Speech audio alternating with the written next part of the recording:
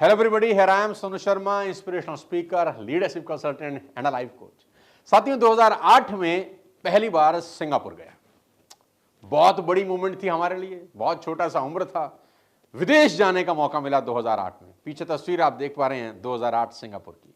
नज़ारा अद्भुत था, वहाँ का माहौल अद्भुत था, सड़कें अद्भुत थी, इंफ्रास्ट्रक्चर शानदार, बिल्डिंग ऊंची ऊंची, देखकर आंखें ही फटी की फटी रह गई। शानदार इंफ्रास्ट्रक्चर, बेहतरीन साफ सफाई, सारा दिन आप सड़क पर घूमो, आपके कपड़े मैले नहीं होते, ना धूल न मिट्टी, इवन जूता ऊपर से तो क्या साला नीचे से गंदा नहीं होता, इतनी शानदार जगह। फिर 2010 में हांगकांग जाना हुआ।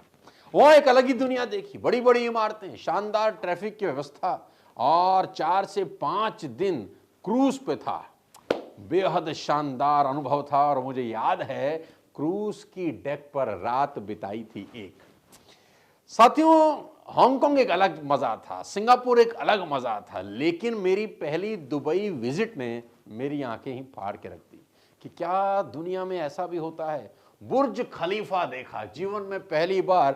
जब ऐसे किया तो बाप रे बाप, गर्दन की हड्डी ही एक बार टूटने को आ गई कि इतनी बड़ी इमारत।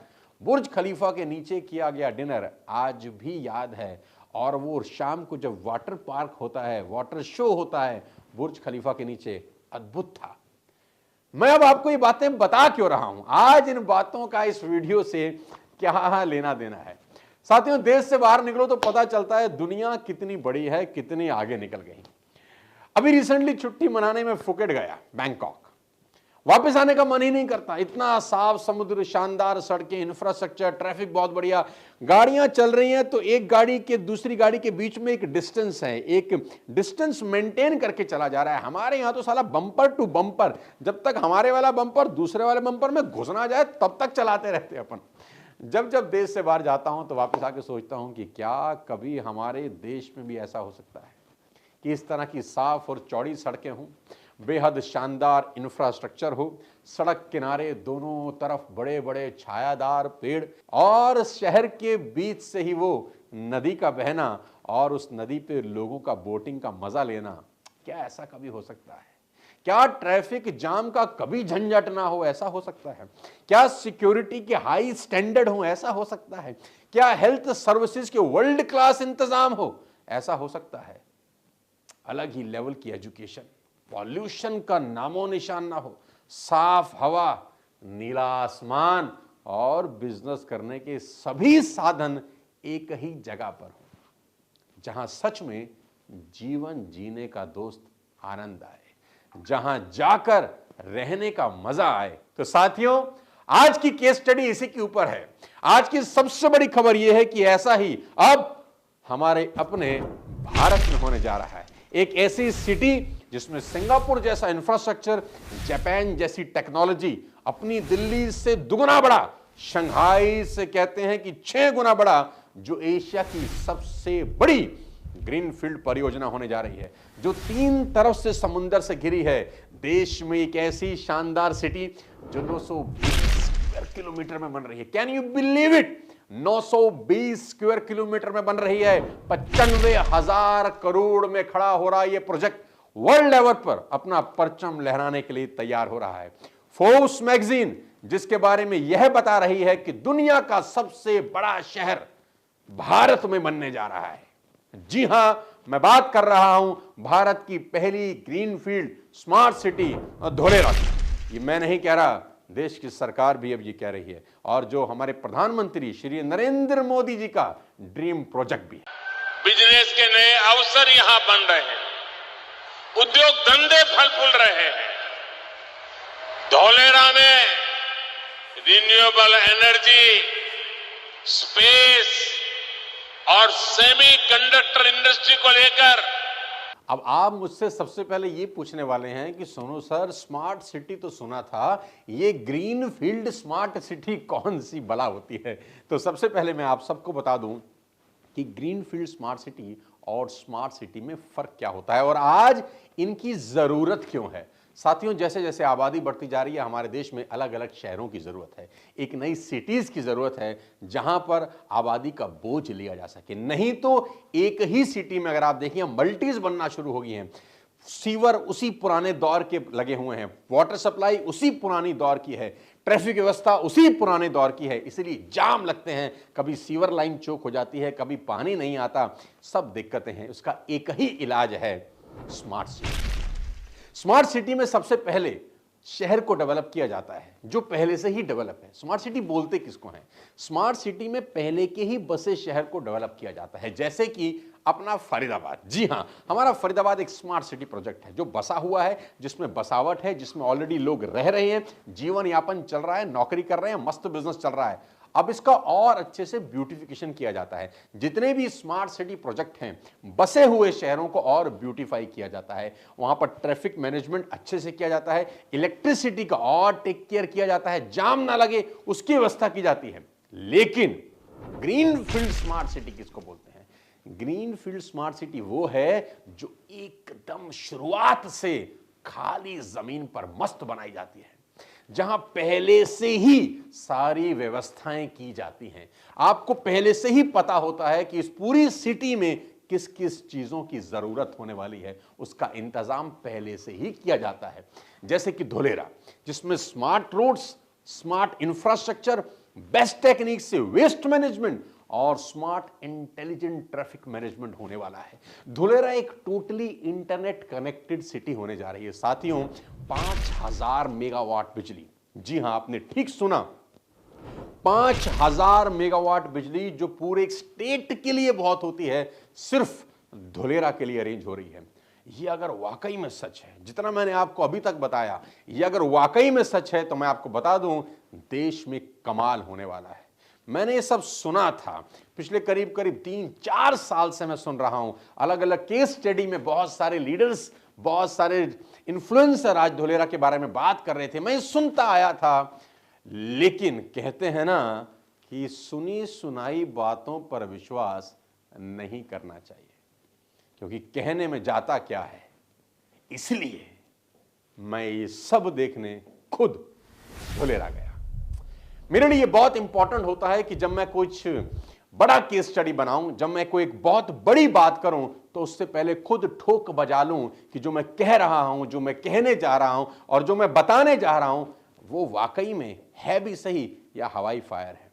इसके लिए मैं ये देखने धुलेरा गया। और साथियों, मेरी वो विजिट यादगार थी। मैं उस विजिट के कुछ क्लिप्स, कुछ फोटोग्राफ्स आपसे जरूर साझा करूंगा। और मैं आपको बता दूं, सचमुच ही जैसा बताया जा रहा है वैसा है भी। धन्यवाद दूंगा मैं अक्षय जी का, जो गुजरात से ताल्लुक रखते हैं और हमारे मित्र हैं और एक रियल एस्टेट डेवलपर भी हैं, जिन्होंने मुझे धुलेरा के बारे में डिटेल जानकारी दी कि कहां पर TP1 है, कहां पर TP2 है, कहां पर ये जोन है, कहां पर वो जोन है, और मुझे समझाया और मुझे मौका दिया यहां आकर इस शानदार यात्रा को करने का। अगर आप भी भविष्य में, फ्यूचर में यहां आना चाहते हैं, धुलेरा को समझना चाहते हैं, इन्वेस्टमेंट में यकीन करते हैं, तो अक्षय जी आपकी मदद कर सकते हैं। मैं अक्षय जी का डिटेल नीचे शेयर कर दूंगा। 2011 में शुरू हुआ धुलेरा का सफर आज अपना रंग दिखाने लगा है। वहां जाकर मैंने देखा तो पैरों के नीचे से सारा जमीन ही खिसक गई कि जैसा सुना था, ग्राउंड रियलिटी को उससे कहीं ज्यादा पाया। पहली बार किसी शहर के बीच में 10 किलोमीटर की लेक ऑलरेडी बन के तैयार थी। आहा, पूरी की पूरी लेक बनी हुई है और वहां खड़ा होकर ऐसा लग रहा था जैसे वेनिस में घूम रहा हूं। जो देखने दुनिया के लोग साथियों वेनिस जाते हैं, वही मुझे हिंदुस्तान में देखने को मिला और देखकर दिल गार्डन गार्डन हो गया। सच कहूं तो मजा आ गया। इतनी शानदार डेवलपमेंट कि दिल कहने लगा कि अगर सही मौका मिले तो यहां कुछ इन्वेस्ट जरूर करूं। साथियों, जिस कंसेप्ट पर धुलेरा को बनाया जा रहा है वो है सिंगल विंडो सिस्टम, जिसमें आपको किसी भी सरकारी या बिजनेस संबंधित कामों के लिए अलग अलग दफ्तरों के चक्कर नहीं लगाने होंगे। हमारे देश की हालत आपको पता है, आपकी फाइल पहले एक डिपार्टमेंट से दूसरी डिपार्टमेंट में जाती है, दूसरे से तीसरे में जाती है, गोल गोल गोल घूमती है, आदमी ही तब तक गोल हो जाता है, बस घूमती ही रह जाती है। यहां ऐसा नहीं होगा। ये एक सिंगल विंडो सिस्टम है जिसको बोलते हैं ABCD बिल्डिंग। मैं गया, मैंने ये भी देखी, मेरे पीछे आप देखिए, इसका नाम तो ABCD है, पर यह काम A to Z करती है। जी हां, इसका नाम ABCD है, लेकिन एक काम A to Z करती है। इसका मतलब है administrative and business centre of Dholera. ये धुलेरा का दिमाग है। आप समझ लीजिए कि दिमाग पूरी की पूरी सिटी को ऑर्गेनाइज करता है, मैनेज करता है। और ये बिल्डिंग पूरी की पूरी बनकर तैयार है। एक ऐसी बिल्डिंग है जिससे पूरे शहर को कंट्रोल किया जा सकता है। पूरे धुलेरा को सेंसर और अलार्म से कनेक्ट किया गया है। कहीं आग लग जाए, कहीं कोई एक्सीडेंट हो जाए, किसी भी प्रकार की कोई मिस हैपनिंग हो जाए तो उसकी जानकारी तुरंत अलर्ट सिग्नल के द्वारा ABCD बिल्डिंग तक पहुंच जाएगी। कुल मिलाके पूरे शहर का रिमोट कंट्रोल इस बिल्डिंग के पास होगा। सारे शहर के CCTV कैमरास को एक्सेस करने की पावर इस बिल्डिंग के पास होगी। 10,000 सेंसर्स पूरी सिटी में लगाए जा रहे हैं। साथियों, ABCD बिल्डिंग सभी fire stations, hospitals, police stations, airports, schools, malls, railway stations सभी के साथ कनेक्टेड रहने वाली है। कोई भी इंफॉर्मेशन, कोई भी सूचना पलक झपकते ही यहां पहुंच जाएगी। किसी भी इमरजेंसी की हालत में एम्बुलेंस को किसी तरह के जाम में फंसने की जरूरत नहीं है। आप देखते हैं हमारे शहर में एम्बुलेंस जाम में फंस जाती है और कभी कभी उसी जाम की वजह से कुछ लोगों का जीवन चला जाता है, लेकिन यहां ऐसा नहीं होगा। सिर्फ एक क्लिक से किसी भी एम्बुलेंस के लिए ग्रीन कॉरिडोर बनाया जा सकता है। किसी भी प्रोजेक्ट की सफलता साथियों उसकी कनेक्टिविटी पर बहुत ज्यादा डिपेंड करती है। अब मैं बात करने वाला हूं कनेक्टिविटी की। जी हां, धुलेरा कहां है, एग्जैक्ट लोकेशन धुलेरा की कहां है?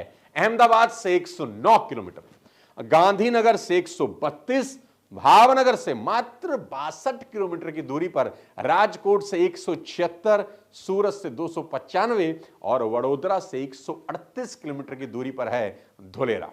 पूरे गुजरात का सेंट्रल प्लेस साबित होने वाला है। और अगर मैं ट्रांसपोर्टेशन और हाईवे की बात करूं तो धुलेरा स्मार्ट सिटी के अंदर 4 लेन और 6 लेन के हाईवे बनाए जा रहे हैं, जिसमें से 90 किलोमीटर की रोड मैं खुद अपनी आंख से देख कर आया हूं, जो सिटी के अंदर ऑलरेडी बनकर तैयार है। साथियों, धुलेरा सिटी को दूसरी सिटी से जोड़ने के लिए 10 लेन के हाईवे बनाए जा रहे हैं। इतना ही नहीं, Dholera will get high speed road connectivity with Ahmedabad, Bhavnagar and Mumbai as well. और NH8 हाईवे से के द्वारा भी और एक्सप्रेसवे द्वारा भी धुलेरा को कनेक्ट किया जा रहा है। अब मैं बात करूंगा एयर ट्रांसपोर्टेशन की। जी हां, एयर ट्रांसपोर्टेशन सबसे बड़ा रोल अदा करता है।